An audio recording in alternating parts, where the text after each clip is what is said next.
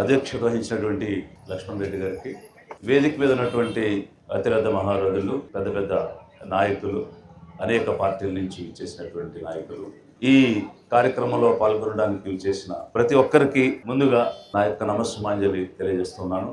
ఈరోజు రాష్ట్ర ప్రభుత్వం తీసుకున్నటువంటి ఒక చెడ్డ నిర్ణయం వల్ల ఏ విధంగా ప్రజలు నష్టపోతున్నారు, మరీ ముఖ్యంగా పేదలు ఎలా అనేక రకాలైనటువంటి నష్టాలకు గురవుతున్నారు అనే విషయాన్ని నలుమూల నుంచి ప్రజలు ఆర్తనాదాలు చేస్తున్నా, గొడవ చేస్తున్నా, అరుస్తున్నా, గొంతు విప్పి మాట్లాడుతున్నా ఏమీ ఎరగనట్టు, మోగబోయినట్టు ఈ ప్రభుత్వం వ్యవహరిస్తుంది అనంటే, ప్రజల యొక్క సమస్యను పట్టించుకొని ప్రజల యొక్క మనోభావాలను గుర్తెరగని ప్రభుత్వం ఇది ప్రజా ప్రభుత్వం అవుతుందా, లేక నిరంకుశ పాలన చేస్తున్న ప్రభుత్వం అవుతుందా? ప్రజాస్వామ్యంలో ప్రజల చేత ఎన్నుకొనబడినటువంటి ప్రభుత్వం ప్రజల యొక్క అభిమతానికి అనుగుణంగా, ప్రజల యొక్క ఆలోచనకు అనుగుణంగా పనిచేయాలి.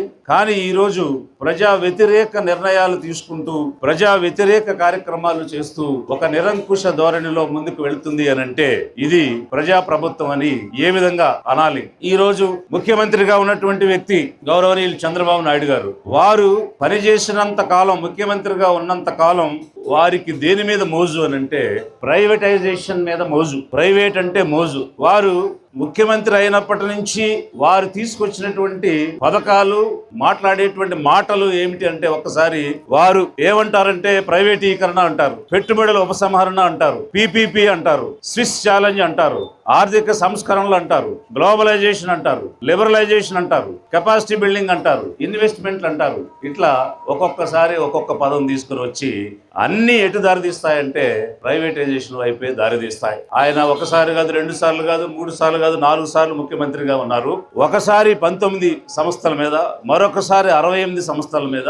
వారు ముఖ్యమంత్రిగా ఉన్నటువంటి సమయంలో ఇంచుమించు 87 పబ్లిక్ సెక్టర్ ఆర్గనైజేషన్స్ మీద కన్ను వేసి వాటిలో ఇంచుమించు 3వ వంతు మూసివేశారు, 3వ వంతు ప్రైవేటీకరణ చేశారు, 3వ వంతు ఎందుకు పనికి రాకుండా చేశారు. దానికి కొన్ని ఉదాహరణలు ఉన్నాయి నా దగ్గర. అంటే ఏ ఏ సంస్థల్ని ప్రైవేటీకరణ చేసి, నిర్వీర్యం చేసి, మూతపడే విధంగా చేశారు అని అంటే, Paleru cooperative sugars, west Godavari cooperative sugars, NVR cooperative sugars, rural electricity supply Anakapalli, rural electricity cooperative supply Chipurupalli, Voltas, Godavari fertilizers, Wazir Sultan tobacco, Telco, ACC associate cements, Sirpur paper mills, Andhra Pradesh paper mills, enrich, Fedcon, fisheries development corporation, ఇంకా AP electronics development corporation, Srikrishnadevaraya oil seeds growers union, Vijayavardhani oil seeds, AP spin fed, Karimnagar cooperative spinning mill, AP sugar fed, Chittoor district cooperative milk producers union,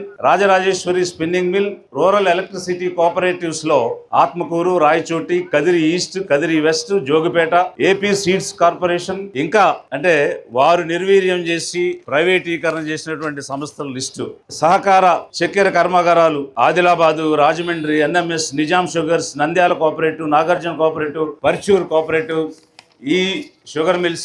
ఇట్లా list. Alwyn watches, Nellore spinning mill, Chirala spinning mill, Chilakaluripet spinning mill, ఇలా అనేకమైనటువంటి public sector organisations ని వారు ప్రైవేటీకరణ చేయటం లేదా నిర్వీర్యం చేయటం చేశారు అని అంటే, ఈ ఆంధ్రప్రదేశ్ లో ప్రైవేటైజేషన్ లో ఆల్ టైమ్ రికార్డ్ ఎవరు అని అంటే గౌరవ చంద్రబాబు నాయుడు గారు. సో చంద్రబాబు నాయుడు గారి యొక్క ఆల్ టైమ్ రికార్డ్ ప్రైవేటీకరణ. ఇక ముఖ్యమైనటువంటి మంత్రి గౌరవనీయ లోకేష్ గారి రికార్డ్ ఏంటంటే మాట చెప్పడం, మడమ తిప్పడం. స్టూడెంట్స్ తో, యూత్ తో మాట్లాడుతున్నప్పుడు యువగళం పాదయాత్ర అని యూత్ కోసం గళం ఇప్పుతున్నానని చెప్పి పాదయాత్ర చేసి వారు మాట్లాడింది ఏమిటంటే, తమ్ముడు జాబ్ క్యాలెండర్ నుంచి ఆల్రెడీ చెప్పా, ప్రతి సంవత్సరం జాబ్ క్యాలెండర్ విడుదల చేస్తాం, రికార్డ్ చేసుకో, డేట్ టైం రాసుకో.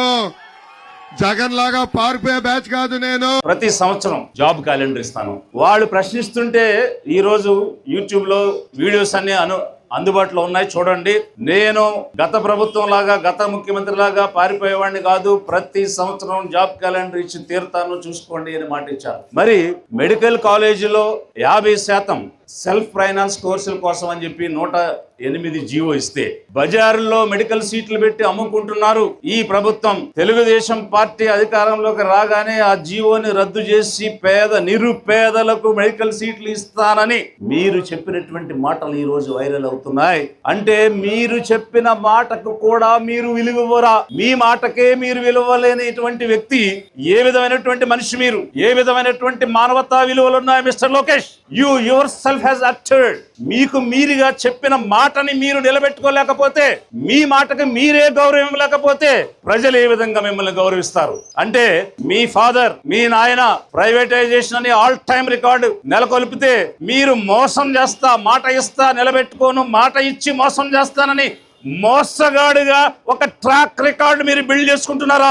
మీ ట్రాక్ రికార్డు మోసం చేయటమా? ఇచ్చిన మాటను తప్పడమా? 108 జీవో రద్దు చేస్తానన్నావు కదా, ఎందుకు రద్దు చేయలేదు? అన్ని సీట్లు పేదవాళ్ళకి ఇస్తానన్నాను కదా, పార్టీ అధికారంలోకి వచ్చింది కదా, మరి ఎందుకు ఇవ్వలేదు? మాట ఎందుకు ఇచ్చావు? ఎవరు అడిగారు నిన్ను మాట ఇవ్వమని? అసలు ఎవరు అడిగారు నిన్ను జీవో రద్దు చేయమని?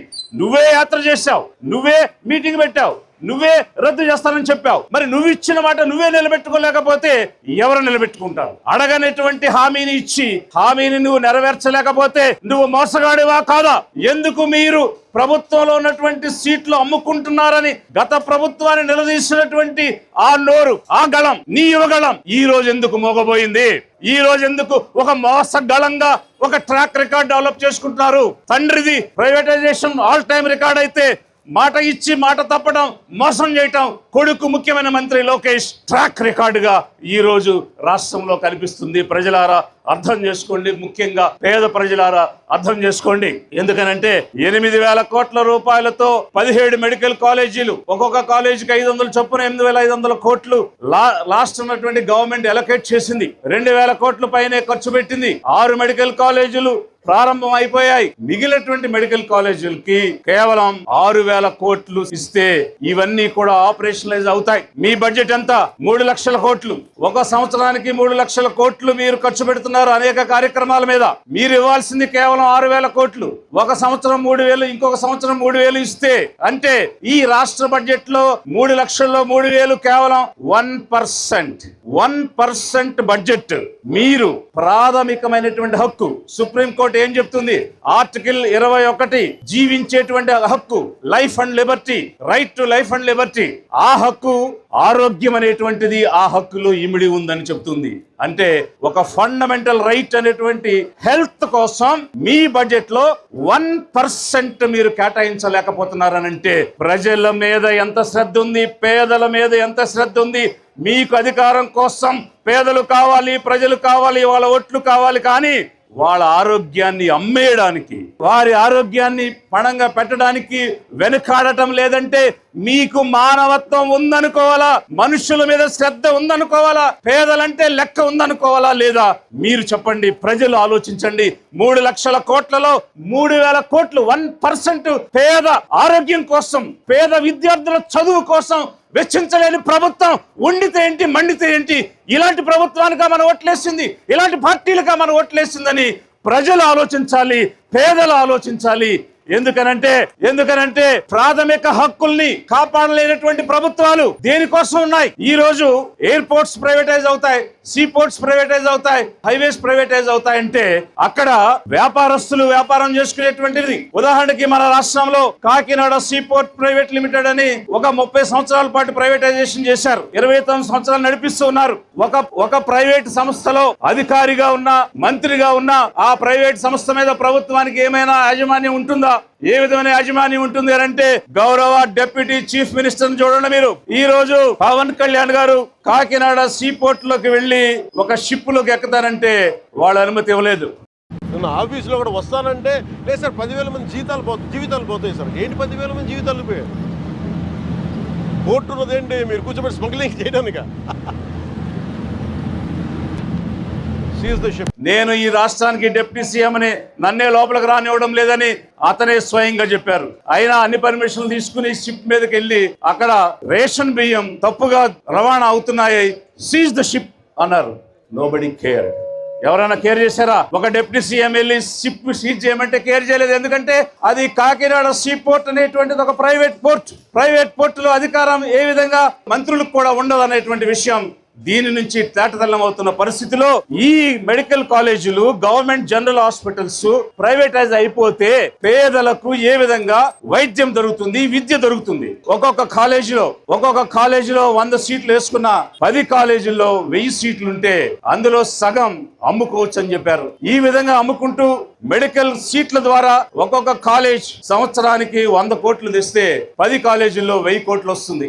30 సంవత్సరాల్లో 30,000 కోట్లు వస్తుంది. అలాగే గవర్నమెంట్ జనరల్ హాస్పిటల్లో వైద్యం అమ్ముకోవడం వల్ల సంవత్సరానికి 100 కోట్లు కనిష్టంగా వేసుకున్న 10 కాలేజీల మీద 1000 కోట్లు వస్తే 30 సంవత్సరాలకి 30,000 కోట్లు వస్తుంది. అంటే కాలేజీల ద్వారా, హాస్పిటల్ ద్వారా 30 + 30 60,000 కోట్లు ఈ 30 సంవత్సరాలలో తమకు సంబంధించిన వాళ్ళు, తమకు ఎన్నికల్లో లంచాలు ఇచ్చిన వాళ్ళు, డబ్బు ఇచ్చిన వాళ్ళు బాగుపడటానికి, వాళ్ళను కోటీశ్వరులు చేయడానికి, పేదల ఆరోగ్యాన్ని పణంగా పెట్టి 60,000 కోట్లు మీరు దోచుకోండి, ప్రభుత్వ ఆస్తులు దోచుకోండి, భూములు దోచుకోండి, ఆరోగ్యం దోచుకోండి, వైద్యం దోచుకోండి అని ఈ ప్రభుత్వం పెడుతుంది. కేవలం 6,000 కోట్లు ఖర్చు పెట్టలేక.